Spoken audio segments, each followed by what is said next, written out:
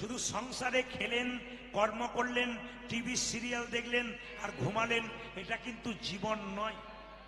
প্রত্যেকের কাছে বলে যায়, শুধু কর্ম করলেন, খেলেন, ঘুমালেন, এটা জীবন নয়। আমাদের জীবন কি বলুন তো? আপনি সংসারের জন্য এত করছেন, অবশ্যই করবেন, কিন্তু সংসার শেষে আপনাকে দাম দেবে না। প্রশ্ন করবেন কেন? আপনি আপনার বাচ্চার জন্য প্রত্যেক দিন ক্যাডবেরি আনুন, 3 দিন আনা বন্ধ করে দিন, বাচ্চা বাবা বলা বন্ধ করে দিন। কেন? এ সংসার শুধু নিতে চায়, দিতে চায় না। মায়েরা, সংসারে যতক্ষণ কর্ম করছেন, সংসার আপনাকে ভালোবাসছে। আপনার শরীরে একটা কঠিন রোগ হয়ে যাক, দেখবেন বাড়ির লোক 10 দিন সেবা করবে, তারপর মনে মনে ভাববে এবার গেলেই বাঁচি। আপনি চলে যাবেন, আপনার ছবিটা দেওয়ালে টাঙানো থাকবে, একটা ফুলের মালা দেওয়া হবে, সংসার যেমন কাজ তেমন চলবে, শুধু তুমিই চলে যাবে। সেই জন্য আপনাদের কাছে নিবেদন রইল, আপনি সংসারের কর্তব্য কর্ম সবকিছু করবেন, কিন্তু সকাল দুপুর সন্ধে ভগবানকে 5 মিনিট করে নাম করবেন, ভগবানের ধ্যান করবেন, দেখবেন গোবিন্দের কৃপা আপনার হবে। এ জগতে কেউ যদি বিষ খায়, হসপিটালে ভর্তি হয়ে গেলে তার আবার ভালো হবার সুযোগ আছে। কিন্তু কানের মধ্যে কেউ যদি বিষ দেয়, শুধু আপনি সংসারে নষ্ট হবেন তা নয়, আপনার গোটা পরিবারটাই নষ্ট হবে। প্রমাণ কি? দশরথ যখন দেখলো আমার চুলগুলো পেকে গেছে, আমার মটুকটা, রাজমুকুটটা হেলে গেছে, তখন চিন্তা ভাবনা করলো রামকে রাজা করব। ঘোষণা করলো কাল সকালে রাম রাজা হবে, রাজ্যাভিষেক হবে রামের। সকালবেলা থেকে সবাই আনন্দের সাগরে মিশে আছে, কিন্তু একজন মা কিন্তু ফুলের মালা গাঁথছিল রামের গলায় পরাবে বলে। সেই মায়ের নাম কি? 3টে মায়ের মধ্যে কৈকেয়ী। যখন কৈকেয়ী ফুলের মালা গাঁথছে রামের গলায় পরাবে বলে, সেই সময় পাশ থেকে একটি মেয়ে কৈকেয়ীর কানে কানে বলল, কৈকেয়ী, মালাটা কার জন্যে গাঁথছিস? যেমন আপনারা করে নিচ্ছেন আর কি। মালাটা কার জন্যে গাঁথছিস? বলে রামের জন্য। বলে রামের জন্য মালা গাঁথছিস, তাতে তোর কি হলো? বলে আমার রাম রাজা হবে। রাম রাজা হলো তো তোর কি গেল? কৌশল্যা হবে রাজমাতা, তুই হবি ভিখারিনী। এক কাজ কর। বলে কি? রাজা দশরথ যখন যুদ্ধে গিয়েছিল, অসুস্থ ছিল, তখন তুই সুস্থ করে দিয়েছিলি। 2টো বর তোর পাওনা ছিল, এই ফাঁকে চেয়ে নি। কি বর? একবারে রামচন্দ্রের 14 বছরের বনবাস, একবারে পুত্র ভরতের সিংহাসন লাভ। বাবারা বলবেন না, মায়েরা বলুন, এই কথাটি কৈকেয়ীর কানে কানে যে বলেছিল তার নাম কি? জোরে বলুন, একটু জোরে বলুন। আপনারা জানেন বলেই বললাম, কি? মন্থরা। মায়েরা, তাহলে কৈকেয়ীর মনটা রামের দিকে গিয়েছিল, কিন্তু মন্থরা কানের মধ্যে বিষ দিল। আপনি সংসারে লক্ষ্মীর মতো সংসার চালাচ্ছেন, পাড়ার লোকে, গ্রামের লোকে আপনার নাম করে, ভালো পরিবার থেকে এসেছে, তখন পাশের 2টো মেয়ে আপনার কানে কানে বলছে, এত খেটে কি করবি তুই? গরুর মতো খাটবি, ওরা বসে বসে খাবে। তার মানে কি? আপনি সংসার ভালো চালাচ্ছিলেন, আপনাকে বিষ ঢালতে শুরু করলো, আপনার জন্য সংসার ভেঙে গেল। ভগবানের সঙ্গে সম্বন্ধ তৈরি করুন। সম্বন্ধের কথা যখন বললাম, তখন বলে রাখি, দেখবেন একটা প্রাণী সবচাইতে কম দিন বাঁচে। সেই প্রাণীটার নাম আপনার জানা আছে? সবচাইতে কম দিন বাঁচে মায়েরা, যেমন দেখবেন বসে আছেন, পুটুস করে কামড়ে দেয়, এর নাম কি? পিঁপড়ে নাকি? এই দেখুন, এই যে এতক্ষণে বলেছেন, ঠিক বলেছেন, মানে কামড়ে দিয়ে দিয়ে পালিয়ে যাচ্ছে, তার মানে মশা। এ বাঁচে কদিন? মাত্র 22 দিন। শুনলে চমকে যাবেন। একটা কচ্ছপ, কাছিম, সে বাঁচে কদিন? সে বাঁচে 500 বছরেরও ওপর। এবার কাছিম বা কচ্ছপ যখন ডিম পাড়ে, কেউ যদি দেখেন তাহলে দেখবেন নদীর কিনারাতে ডিম পাড়ছে, ডিম পেড়ে গর্তটা করে তার উপরে মাটি ঢাকা দিয়ে, কচ্ছপ কিন্তু খাবারের টানে নদীর কিনারায় কিনারায় চলে যায়। অনেক দূরে কচ্ছপ বসে থাকে, কিন্তু খাবার জোগাড় করার পর যখন চুপচাপ বসে থাকে, তখন ডিমগুলোর কথা ধ্যান করে, মানে বসে বসে ভাবে কটা ডিম রেখেছি, ডিমগুলো কোথায় আছে, এই কথা কিন্তু কচ্ছপটা ভাবে। আপনার শুনলে চমকে যাবেন, গাভী বাছুরের জন্ম দিলে বাছুরটাকে কাছে কাছে নিয়ে ঘুরে বেড়ায়, মানে গাভী ছুটে যায় বাছুরটার কাছে। ছাগল জন্ম দিলে ছাগল ছুটে যায় তার বাচ্চার কাছে, কিন্তু কচ্ছপ বাচ্চা জন্ম দিলে মা থাকে অনেক দূরে, বাচ্চা ডিম ফুটে বের হয়ে বাচ্চাকে কচ্ছপকে খুঁজতে হয় না, বাচ্চাগুলো কচ্ছপের কাছে গিয়ে দাঁড়ায়। কেন? তাদের দুজনের মধ্যে সম্বন্ধ ছিল, মা এবং ডিমের মধ্যে। যদি আধ্যাত্মিক তত্ত্বের দিকে যান তাহলে আপনাদের একটু বুঝিয়ে দিই, যে যেখানে বসে আছেন, মহাপ্রভুর প্রথম বিয়ে হয়েছিল বল্লভাচার্যের কন্যা লক্ষ্মীপ্রিয়ার সঙ্গে। মায়েরা শুনলে চমকে যাবেন, মহাপ্রভুর স্ত্রী লক্ষ্মী দেবী তিনি মারা গেলেন 5 বছর সংসার করার পর, সাপে কেটে মারা গেলেন। দ্বিতীয় বিয়ে হয়েছিল মা বিষ্ণুপ্রিয়ার সঙ্গে, কিন্তু বিষ্ণুপ্রিয়ার সঙ্গে বিয়ে করে যখন বাসর রাতে বিষ্ণুপ্রিয়ার সঙ্গে বাসর ঘরে যাচ্ছে, তখন মহাপ্রভু ওই হঠাৎ চোখ ওঠার মধ্যে পাটা লেগে আঙুলটা ফেটে গেছে, রক্ত বেরিয়ে গেছে। সঙ্গে সঙ্গে বিষ্ণুপ্রিয়া খুঁজে পাচ্ছে না রাত্রিবেলায় কি করব, স্বামীর পা ফেটে রক্ত বেরোচ্ছে। বিষ্ণুপ্রিয়া নিজের কাপড়টা টুকরো করে কেটে স্বামীর পায়ের আঙুলটাতে বেঁধে দিল। ঈশান জানে না, বাড়ির চাকর মা সচিমাতা জানে না, কিন্তু একজন জেনে গেল, চমকে যাবেন। বহু দূরে থাকে, তার নাম লোচন দাস ঠাকুর। সে দিন 5 পরে সে বলছে, প্রভু একবার কাগজে কি লিখেছি পড়ো তো। বলে দেখি কি লেখা আছে। লেখা আছে, প্রভু তুমি বাসর রাতে যখন বিষ্ণুপ্রিয়াকে নিয়ে যাচ্ছিলে তখন তুমি হুঁচট খেয়ে গিয়েছিলে, আর বিষ্ণুপ্রিয়া তোমার পায়ে তার কাপড়টা টুকরো করে বেঁধে দিয়েছিল। এটাই আমি তুমি কি করে জানলে? তুমি তো এখানে ছিলে না, বহু দূরে থাকো, তুমি কি করে জানলে? বলছে, প্রভু আমি যত দূরেই থাকি, আমি যে তোমাকে সবসময় মনে মনে ধ্যান করতে থাকি। এই জন্য আপনাদের কাছে নিবেদন রইল, চলতে ফিরতে কর্ম করতে করতে কেউ যদি ভগবানকে স্মরণ করে, তবে তার মৃত্যুকালে ভগবানকে স্মরণ করার দরকার হয় না। কেন? মৃত্যুকালে যখন কষ্ট পাবেন তখন ভগবানের আপনাকে স্মরণ করতে হবে না, ভগবান আপনার কাছে এসে দর্শন দেবে। যারা কীর্তন শুনছেন মন দিয়ে শুনবেন, মৃত্যু যন্ত্রণা, মানুষ যখন মরে তখন তার 3 জায়গায় মৃত্যু যন্ত্রণা বেশি জানা যায়। আপনারা শুনে নিন কোথায় কোথায়। একটি হচ্ছে চোখে, একটি হচ্ছে মুখে, একটা হচ্ছে বুকে। যারা ইতিপূর্বে মারা গেছেন তারা অনুভব করে গেছেন, আপনারা দেখেওছেন, কিন্তু আগামীতে যারা মারা যাবে তারা অনুভব করে দেখবেন। শাস্ত্রের কথা, মৃত্যুর সময় মানুষের 3টে জায়গায় প্রচন্ড যন্ত্রণা। কোথায়? চোখের মধ্যে। আপনার বয়স হয়ে গেছে, আপনি মরে যাবেন, চোখে আপনার ইচ্ছা হলো আমার বড় ছেলেকে একবার ডেকে দেখবো। যখনই বড় ছেলে কাছে এলো, মা এই দেখো তোমার মাথার সামনে বসে আছি। কই বাবা, দেখতে পাচ্ছি না, আমার কালো চোখগুলো ঘোলা হয়ে গেল। যত দেখবার চেষ্টা করবেন, চোখটা যে এত সুন্দর আপনার চোখ, আপনি টুকটুক করে তাকাচ্ছেন, ওই চোখটা তার ভালো কিছু দেখতে পাবেন না, চোখটা ঘোলা হয়ে যাবে, শাস্ত্র বলছে। 2, আপনার মনের মধ্যে ইচ্ছা আছে আমার ছেলেকে কিছু বলে যাব, শেষ বলা বলে যাব, কিন্তু বলতে যাচ্ছেন, বলা হচ্ছে না। কেন? আপনার গলাতে কফ জমে যাচ্ছে, কথা বেরোচ্ছে না, খালি ঘর ঘর ঘর ঘর করছে, কথা আর বেরোলো না। যখন কথা বেরোলো না, চোখ ঘোলা হয়ে গেল, যমরাজ তখন বুকের মধ্যে চাপ দিতে লাগলো, নিঃশ্বাস প্রশ্বাস নিতে পারলেন না, হঠাৎ আপনার প্রাণবায়ুটা দেহ থেকে বেরিয়ে চলে গেল। আপনাদের কাছে নিবেদন রইল, বাবা মৃত্যু প্রতিটি মানুষের আছে, কিন্তু মৃত্যুর যন্ত্রণা থেকে রেহাই পেতে গেলে হরিদাসের মতো বলতে হবে। হরিদাস এই 3টে যন্ত্রণা পায় নাই, কারণ হরিদাস যখন, মায়েরা, হরিদাসের যখন 80 বছর বয়স হয়ে গেছে আর ভালো করে চলতে ফিরতে পারছে না, মহাপ্রভু জগন্নাথের প্রসাদ তার কাছে এনে দিত, কিন্তু হরিদাস সেই প্রসাদ খেত না। কেন বলুন তো? বলতো, প্রভু আগে আমার নাম জপ হবে, আমার নাম জপ হবে, নাম জপ সম্পন্ন না করে আমি কিন্তু প্রসাদ গ্রহণ করব না। এর থেকে কি শিখলেন মা? আপনি সকালবেলায় ঘুম থেকে উঠে ভগবানের প্রতি কর্তব্য না করে আপনি প্রসাদ গ্রহণ করবেন না, জল গ্রহণ করবেন না। যারা সংসারে প্রকৃত মা, যারা প্রকৃত বাবা আছেন, আপনারা দেখবেন সকালবেলায় ঘুম থেকে উঠে স্নান করে গোবিন্দের চরণে তুলসী পত্র বাতাসা দিয়ে তারপর নিজের সেবা করেন। এটাই তো আসল কর্তব্য। দেখবেন এর মধ্যে কি শান্তি আছে, এর মধ্যে কি আনন্দ। আপনাদের বলতে চাই, কম বয়স থেকে শুরু করুন।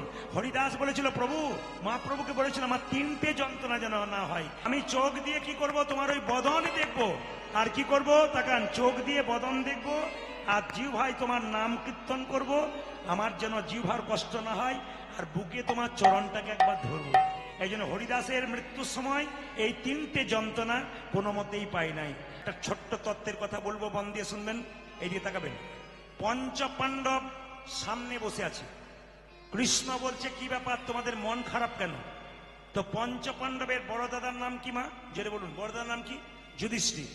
যুধিষ্ঠির বলল, কৃষ্ণ আসলে আমার মনে একটা প্রশ্ন জেগেছে, সেই প্রশ্নের উত্তরটা চাইবো বলে এলাম। বলে কি? কলিযুগের মানুষ কেমন হবে? আপনারা তো সত্য যুগে বাস করছেন, কলিযুগের কথা বললাম নাকি? নাকি বলছেন ভাই? সব সত্য যুগে বাস করছেন, যাকে আপনাদের প্রণাম জানাই। যখনই বলছি সত্য যুগে বাস করছেন, সব কি ভক্তি বলে, সত্য যুগে বাস করছেন। হ্যাঁ, আমি যেই না এদেরকে বলছি সত্য যুগে বাস করছেন আপনারা, কি ভক্তি, সত্য যুগে বাস করছেন। তাহলে কোন যুগে বাস করছেন? খুব ভালো জানেন আপনারা, কলিযুগে। তো যুধিষ্ঠির মহারাজ, এটা কিন্তু সাউন্ড পাওয়া যাচ্ছে না বাবু। যুধিষ্ঠির মহারাজ বলছেন যে আমার একটা প্রশ্ন আছে, কলিযুগের মানুষ কেমন হবে, মানে আমরা কেমন হব একটু জেনে নিন।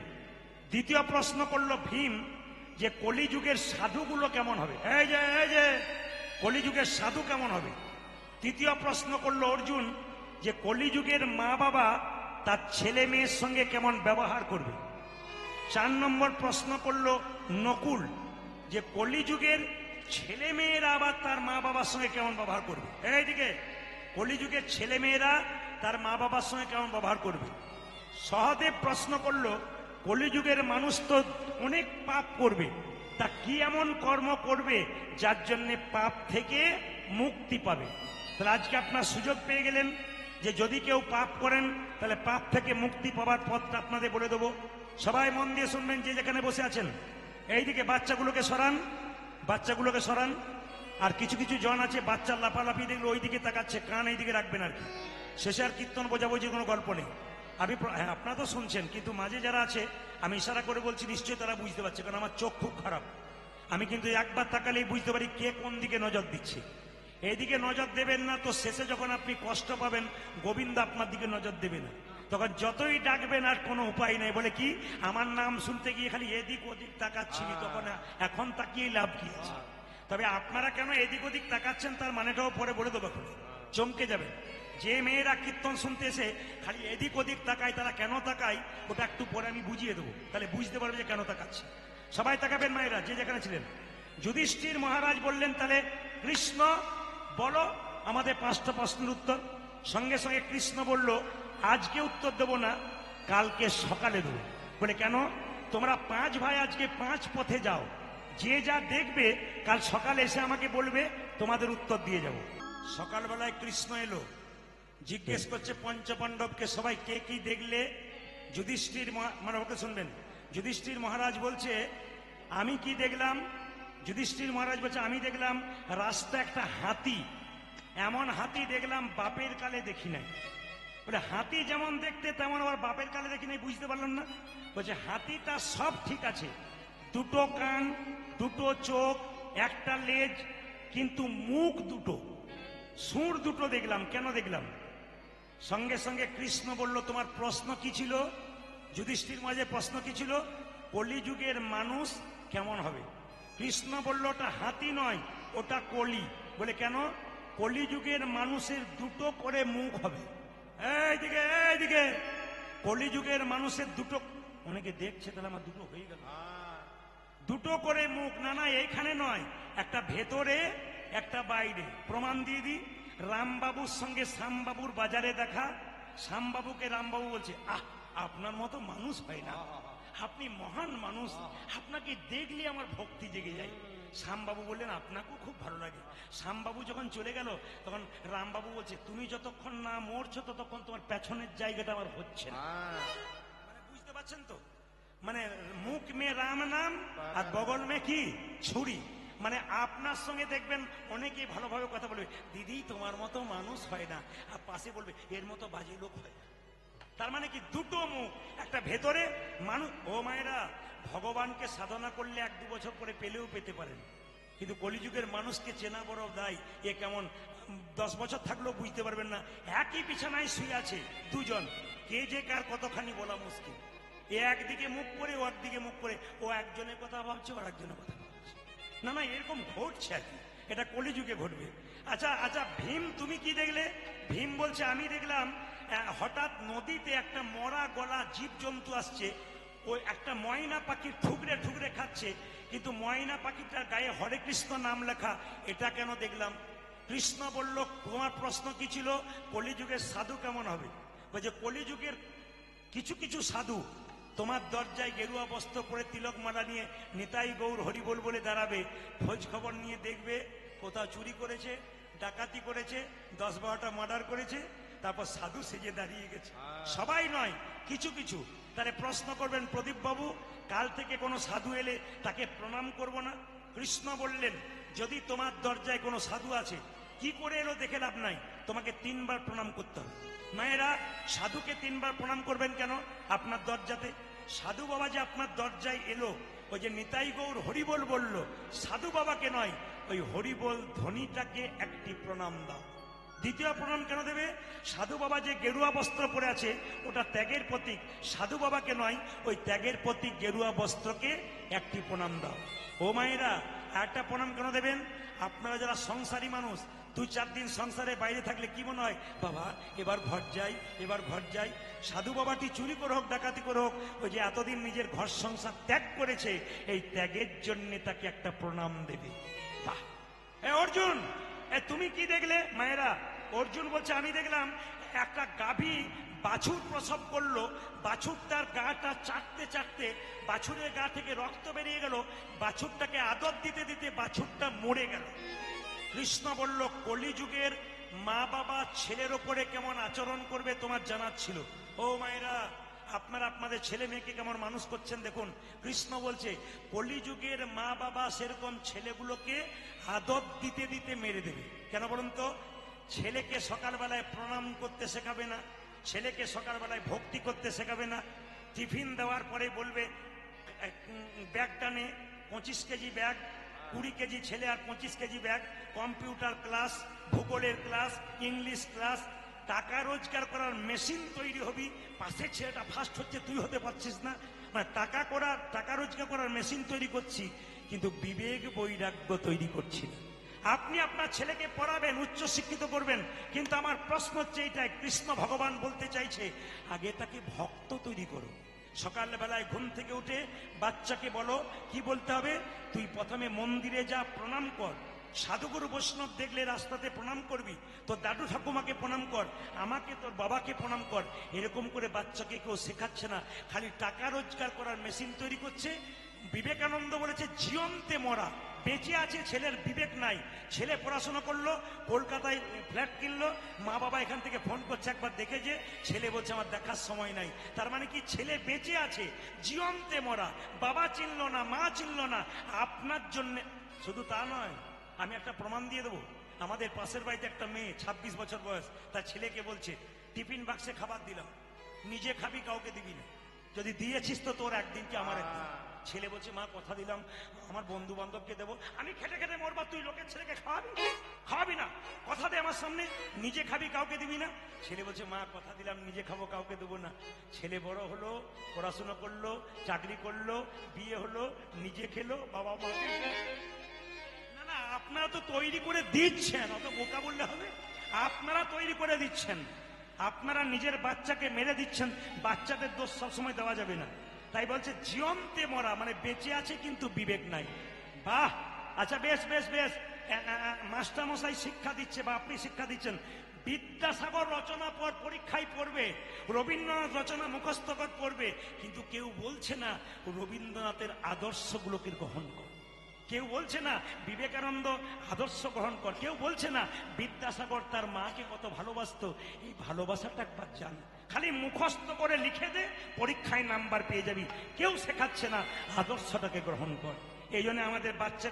হ্যাঁ, 4 নম্বর প্রশ্ন কি ছিল? কলিযুগের ছেলে মেয়েরা তার বিশেষ করে ছেলেরা তার বাবা মায়ের সঙ্গে কেমন আচরণ করবে। ওটা বলবো না, বাদ দিয়ে না, বলে যায়, অনেক ছেলে আবার রাগ করবে। আপনাদের দিকে হয় না, আমাদের দিকে হয়। তো নকুল বলল আমি দেখলাম, দেখুন কি দেখেছ? ওই যে 3টে গর্ত। কৃষ্ণ বললে কিরকম গর্ত? 1, 2, 3। প্রথম গর্তে জল তৃতীয় গর্তে, তৃতীয় গর্তে জল প্রথম গর্তে, আর মাঝখানে গর্তটা ফাঁকা দেখলাম। জল পড়ছে, ফোয়ারার জল। প্রথম গর্তের জল 3 নম্বরে, 3 নম্বরে জল 1 নম্বরে, মাঝখানেটা ফাঁকা। বসে বসে একবার এদিক একবার ওদিক তাকাচ্ছি। কেন?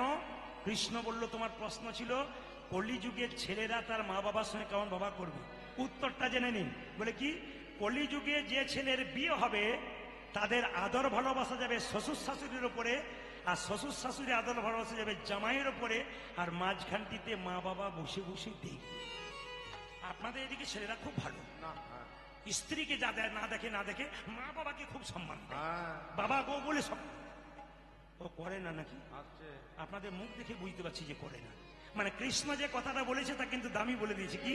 যে কলিযুগের ছেলেদের যাতে বিয়ে হবে আদর ভালোবাসা যাবে শ্বশুর শাশুড়ির উপরে, শ্বশুর শাশুড়ি আদর ভালোবাসা যাবে মা বাবা সে জামাইয়ের উপরে, আর মাঝখানটিতে মা বাবা বসে বসে দেখবে।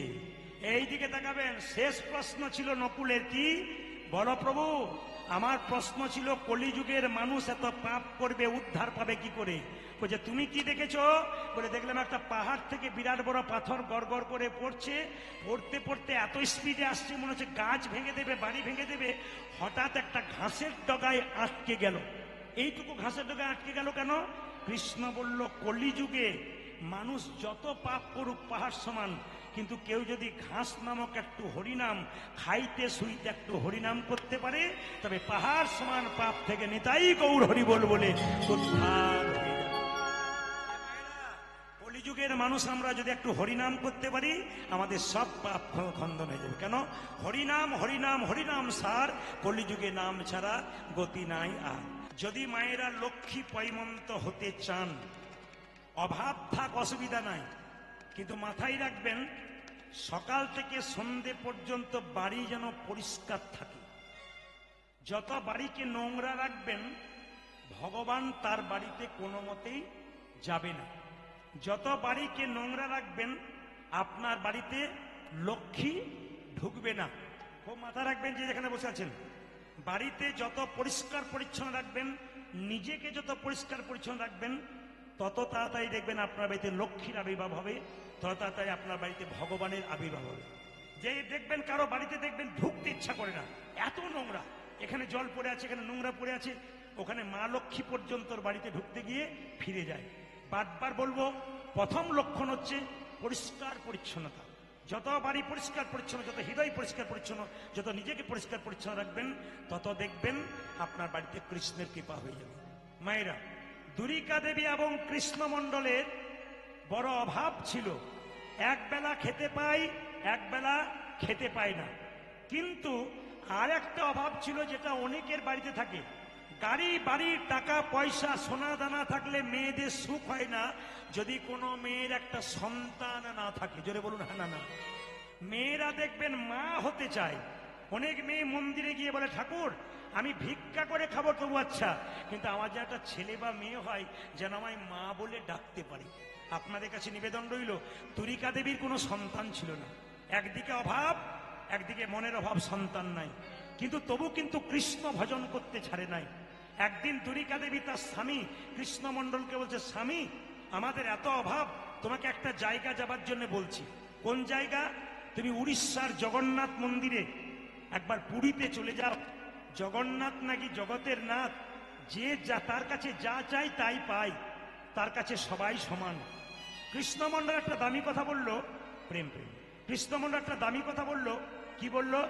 দুরিকা, আমি যেতে পারি, কিন্তু আমি ভগবানের কাছে কিছু চাইব না। যে যেখানে বসে আছেন আপনারা ভগবানের মন্দিরে প্রণাম করে কি বলছেন? ছেলের চাকরি হোক, মেয়ের বিয়ে হোক, আমি ভালো থাকি। কিন্তু গোবিন্দকে কোনোদিন বলেছেন যে তুমি কেমন আছো? সবচাইতে দুঃখের ব্যাপার কি বলুন তো, রাস্তা দিয়ে পেরিয়ে যাচ্ছেন, বাবা ভোলানাথের মন্দিরে প্রণাম করছেন, বাবাকে বলছেন মেয়ের বিয়ে দাও, ছেলের চাকরি দাও, কিন্তু মন্দির ফেটে বাবার মাথায় জল পড়ছে, এদিকে আমরা কেউ তাকাই না। ভগবান তুমি কেমন আছো এটা বলি না, আমরা খালি বলি আমি ভালো থাকলেই নিতাই গৌর হরি বল। কিন্তু কৃষ্ণমণ্ডল বলল, আমি ভগবানের কাছে কিছু চাইতে পারবো না। দুরিকা দেবী বলছে, কেন চাইতে পারবে না? কৃষ্ণমণ্ডল জগৎকে শিক্ষা দিল, যে ভগবানের কাছে চাই সে অল্প পায়, আর যে চাই না এত পাই ভাবতেই পারে না। শাস্ত্রের প্রমাণ কোথায়? সুদামা ছিল কৃষ্ণের প্রিয় বন্ধু। সুদামা কৃষ্ণের কাছে কতদিন ছিল জানেন? 10 দিন ছিল। তো কৃষ্ণ বারবার সুদামাকে চালাকি করে জিজ্ঞেস করেছিল, সুদামা তুই কেমন আছিস? এত অভাব, বাড়ি ফুটে জল পড়ে, নিজের স্ত্রী ছেঁড়া কাপড় পরে থাকে, তবু কৃষ্ণমা বলছে আমি খুব ভালো আছি, আগে যা ছিলাম তোকে দেখে আরো ভালো। কৃষ্ণ মনে মনে ভাবছে একবার চাইবি তো, চাইছিস না তো। কিন্তু সুদামা যখন ফিরে যাচ্ছে, কৃষ্ণ মনে মনে ভাবছে সুদামা রে, তুই যে 10 দিন আমার কাছে রইলি, একবারও নিজের অভাবের কথা বললি না। তবে যে আমাকে অভাবের কথা বলে না, আমার কথা ভাবে, তার জন্য আমি ভেবে বসে আছি। যে যথামাং প্রবুদ্ধন্তে তাংস্ততৈব ভজাম্যহম, যে আমাকে যেমন ভাবে ভালোবাসে রে সুদামা, আমি তাকে তেমন ভাবে ভালোবাসি। তুই একবার বাড়ি ফিরে যা, দেখবি তোর স্ত্রী ভিখারিনী, ছেঁড়া কাপড় পরেছিল, তোর স্ত্রীকে গিয়ে দেখবি রাজ রানী হয়ে গেছে রে। শুধু তাই নয়, তোর যে ভাঙা বাড়িটা ছিল, গিয়ে দেখবি বাড়িটা রাজবাড়ি হয়ে গেছে, হয়ে গিয়েছিল। তাই কৃষ্ণমণ্ডল বলো, দুরিকা আমি যেতে পারি কিন্তু কিছু চাইবো না। দুরিকা দেবী খুব চালাক, একবার যাও না, তোমার তো তীর্থস্থান দর্শন হবে, তোমাকে কিছু চাইতে হবে না। মায়েরা, কৃষ্ণমণ্ডল চললো জগন্নাথ মন্দিরে। সবাই মিলে একবার বলুন, জগন্নাথ দেব কি। যেখানে বসে আছেন হিন্দু ভাইয়েরা, সনাতন ধর্মের মানুষ, সবাই মিলে একটু জগন্নাথ দেবের জয়ধ্বনি দেবেন। জগন্নাথ দেব কি। আচ্ছা, 2-4 জন গালে হাত দিয়ে বসে আছেন। আমি বলতে চাইছি, আপনি গালে হাত দিচ্ছেন, কিন্তু কৃষ্ণের ছবি দেখেছেন কোথাও কোনদিন গালে হাত দেখেছেন? যে জগৎ সংসার চালায় তার গালে হাত নাই, আপনার গালে হাত কেন? ভাবছো বসে চলবে কিসে? তুমি ভাববার কে? যিনি ভাবছেন, যিনি, যার ভাবনা তিনি ভাবছেন, তুমি ভাবো তাকে। জগন্নাথের চোখ গোল না পটল চেরা? জোরে বলুন, জোরে বলুন। গোল, গোল নাকি? এই দেখেন, জগন্নাথের চোখের পাতা আছে? জোরে বলুন। হ্যাঁ বাবা, চোখের পাতা আছে? নাই। তার এখন প্রশ্ন হচ্ছে, কৃষ্ণের চোখ পটল চেরা, মাঝে মাঝে বিচার এদিক ওদিক হয়, জগন্নাথের চোখ গোল সমান কেন? একটাই কারণ, ভিখারি গেলেও যা, জমিদার গেলেও তা, ব্রাহ্মণ গেলেও যা, শূদ্র গেলেও তা, আপনি গেলেও যা, আমি গেলেও তা, জগন্নাথের কাছে সবাই সমান। কৃষ্ণমণ্ডল এমন জিনিস চাইলো যা আপনারা চান না। ও মায়েরা, আমি একবার জগন্নাথ মন্দিরে গিয়েছিলাম, দেখছি 2-4 জন বলছে জগন্নাথ, বলে কি ছেলে চাকরি পাবো পাবো করছি, যেন একবার পেয়ে যাই, তারপর দেখো তোমায় কি করি। যিনি জগতের না, তার কাছে কিছু করার জন্য যাচ্ছে, উনি বলছে দেখো তোমার কি করি, চাকরি না পেলে তোমার কিছুই করতে পারবো না, চাকরি পেলে দেখো তোমার কি করতে পারবো। কত আমাদের লজ্জা বলুন তো। ভগবানের মন্দিরে গিয়ে বলি, ততদিন জগন্নাথ মন্দিরে গেলেন, কিছু মনে করবেন না মায়েরা, জগন্নাথ মন্দিরে যে প্রসাদ তৈরি হয়, ভালো করে তাকিয়ে দেখবেন, উনানের উপরে একটা হাঁড়ি, তারপরে হাঁড়ি, তারপরে হাঁড়ি, তারপরে হাঁড়ি। আশ্চর্য হবেন, আমরা ভাবি কি প্রথম হাঁড়িতে প্রথমে রান্না হবে, তারপর শেষে। কিন্তু আশ্চর্য ঘটনা এইটাই যে সব চাইতে ওপরের হাঁড়িটা প্রথমে রান্না হয়, তারপর নিচে নিচে নিচে করে শেষে নিচেরটা হয়। এটা হচ্ছে আশ্চর্যের ব্যাপার।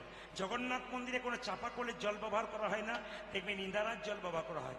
কোনো গুঁড়ো মশলা ব্যবহার করা হয় না, শিলনোড়াতে যে আপনারা বাটেন, আগে বাটতেন সেই মশলাই ব্যবহার করা যায়। এই জগন্নাথের বিরাট মাহাত্ম্য আছে, যদি ব্যাখ্যা করা যায় তাহলে অনেক সময় বেড়ে যাবে, শুধু টাচ দিয়ে গেলাম। জগন্নাথ মন্দিরে কৃষ্ণমণ্ডল বলল, আমাকে কৃষ্ণ ভক্ত সন্তান দাও।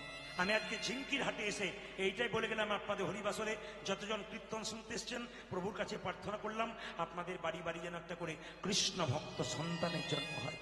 প্রশ্ন করলেন, প্রদীপবাবু ইঞ্জিনিয়ার ছেলে চাইলেন না, ডাক্তার ছেলে চাইলেন না, কেন কৃষ্ণ ভক্ত সন্তান চাইলেন? আমি কেন চাইলাম মায়েরা, ভালো করে শুনে নেবেন। সচিমাতা নিমাইকে বলেছিল, নিমাই তোর বাবার পিণ্ডটা দিয়া। নিমাই বলেছিল, মা পিণ্ড দিলে কি হয়? সচিমাতা বলেছিল, পিণ্ড দিলে 7 বংশোদ্ধার হয়। নিমাই বলেছিল, মা পিণ্ড দিলে 7 বংশোদ্ধার হয়, কোন বংশে একজন কৃষ্ণ ভক্ত সন্তান জন্ম নিলে তার 7 বংশ নয়, তার 14 বংশ উদ্ধার হয়ে যায়। তাই আমি চাইবো আমাদের প্রত্যেকটা হিন্দুর পরিবারে একটা করে কৃষ্ণ ভক্ত সন্তান জন্ম হোক। কিন্তু অপরাধ নেবেন না, আমাকে 25 তারিখে আপনাদের জেলাতেই একজন ভক্ত আমার প্রতি জায়গায় কীর্তন শোনে, এসে আমাকে বলছে, প্রদীপ বাবু আপনাকে একটা সুখের কথা বলতে আসি। বলে কি? আমি খুব সুখী।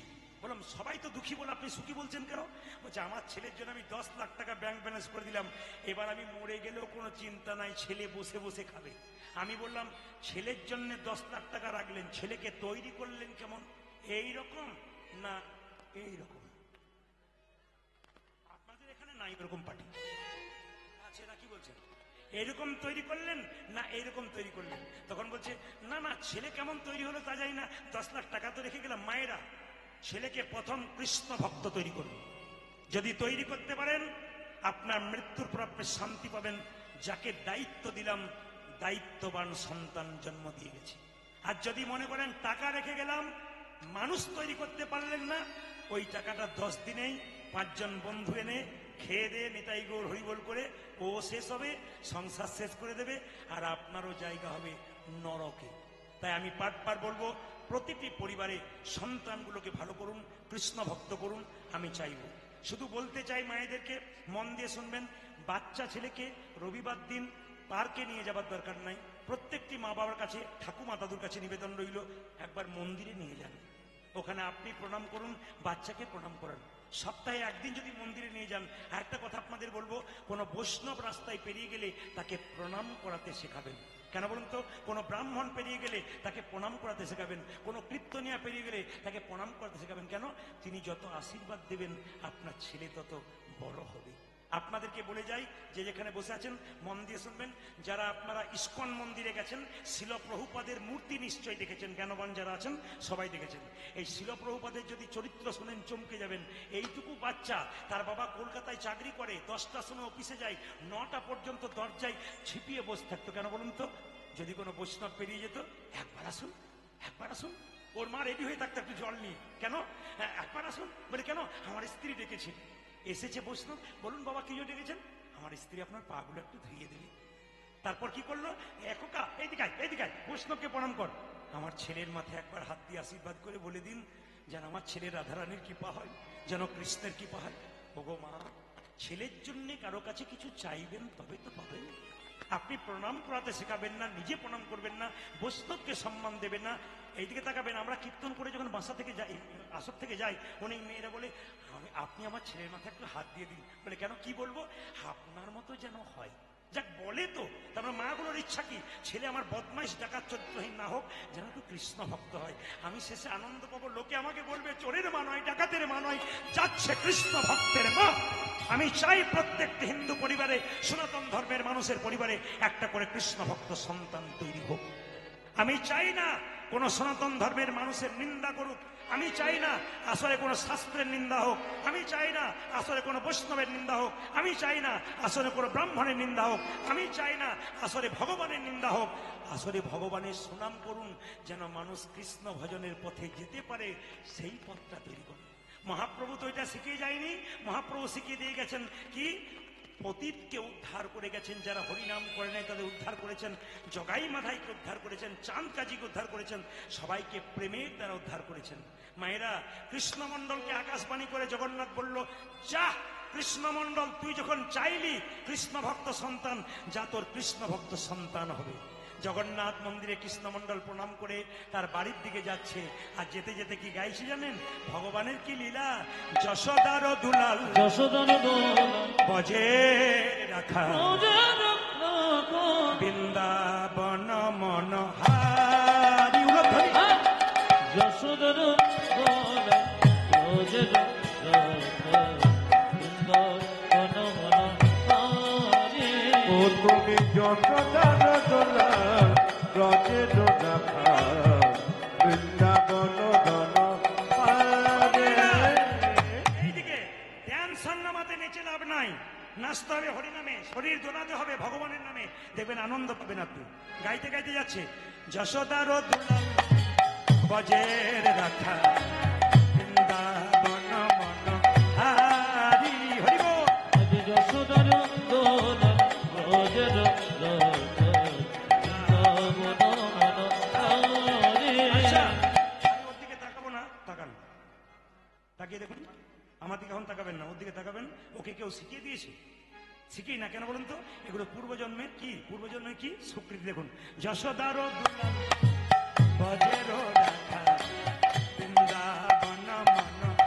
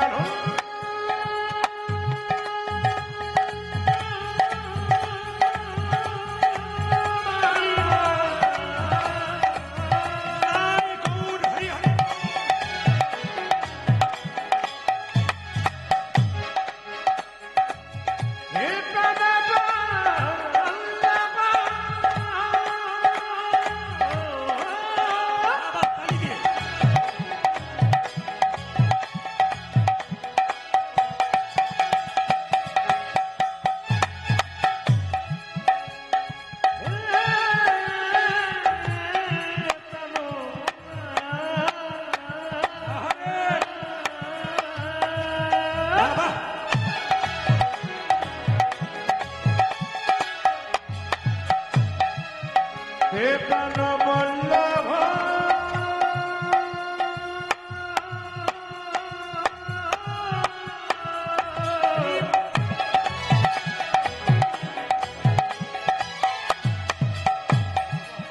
হে প্রাণ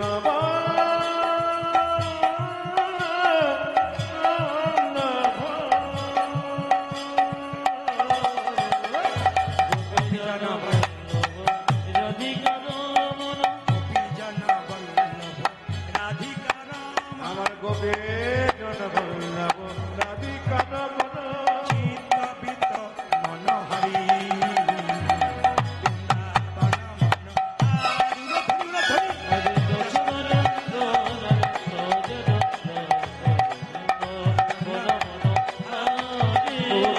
যশোদার দোলা রজের দেখা বৃন্দাবন জানা জগন্নাথ দেব কি জগন্নাথ দেব কি জগন্নাথ দেব কি